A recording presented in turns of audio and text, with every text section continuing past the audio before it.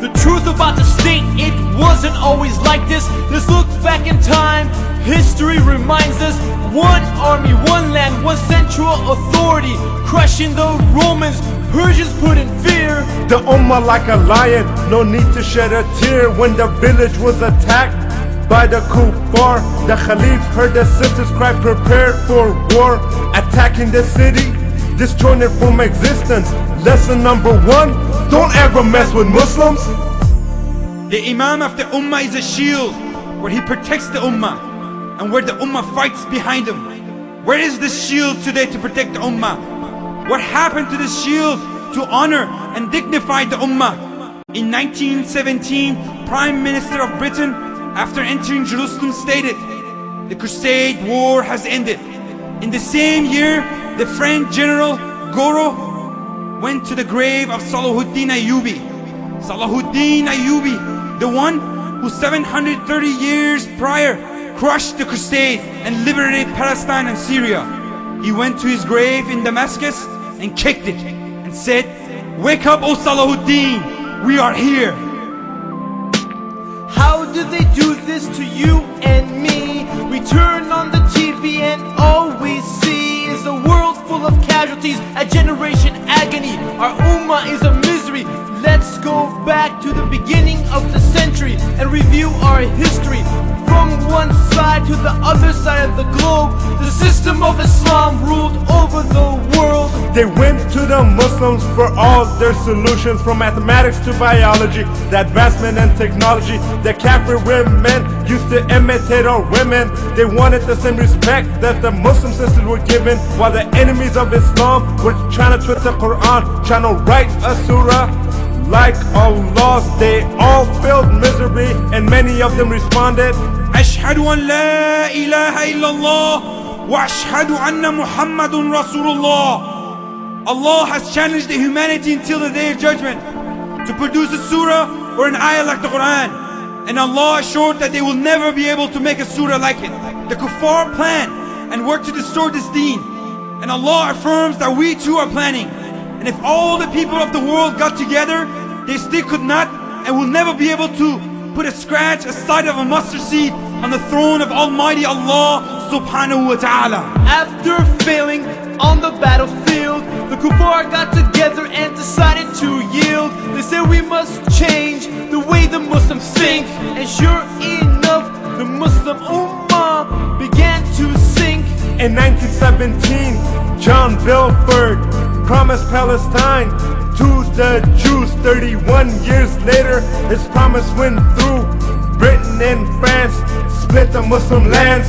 3 years later, Islam's worst traitor, Mustafa Kemal, brought the state's fall. In 1920s, Mustafa Kemal, with the help of the British, became the hero.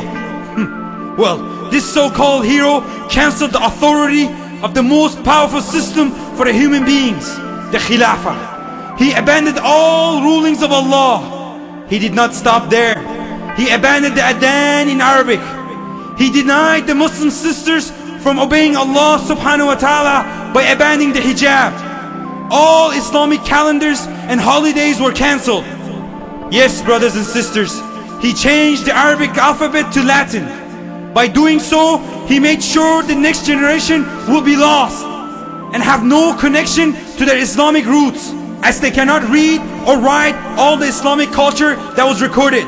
This Islamic system sent by the creator of Alameen went from the application in life to be in the museum for the people to go and see in Turkey.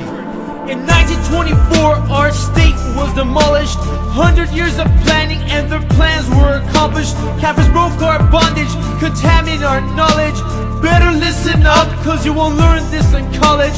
Beginning of the end and the divisions began. Step by step, they divided our lands. In 1921, Saudi Arabia and Iran.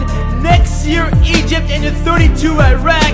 In 1945, Jordan, Indonesia, Lebanon and Syria.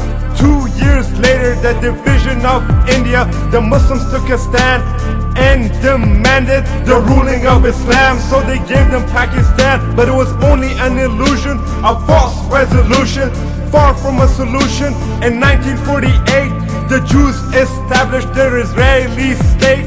In 1901, the Kuffar went to Sultan Abdul Hamid II and offered to pay a tremendous amount of money to the Islamic State for Palestine. Sultan Abdul Hamid II replied, "I am not going to give 1 inch of Palestine to the Jews, as Palestine is not mine to give, but it belongs to the Ummah, and Ummah have shed blood to defend this land. But if one day the Islamic State falls apart, then you could have the Palestine for free. But as long as I'm alive, I would rather have my flesh be cut out than cut Palestine from the Muslim land.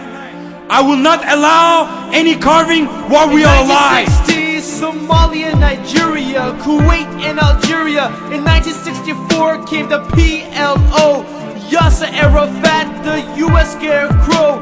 A great decline in 1969 when the West was training Muslim scholars for hire.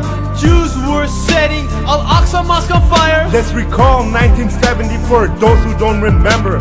That was the year that we had Black September. The King of Jordan and Yasser Arafat began their plot. Shot after shot, Muslim blood spilled as innocent Muslims were killed. Communism attacked, but Muslims fought back. The sincere Mujahideen of Afghanistan fought and pushed back the Russians, and then they started to fight among themselves. Khomeini became in power with the promise of ruling and raising the Ummah to the level of dignity, but his promise never went through. Soon after, Iran and Iraq went to war, and millions of innocent Muslims died. For 10 years, Muslims killed Muslims. Over what? What else?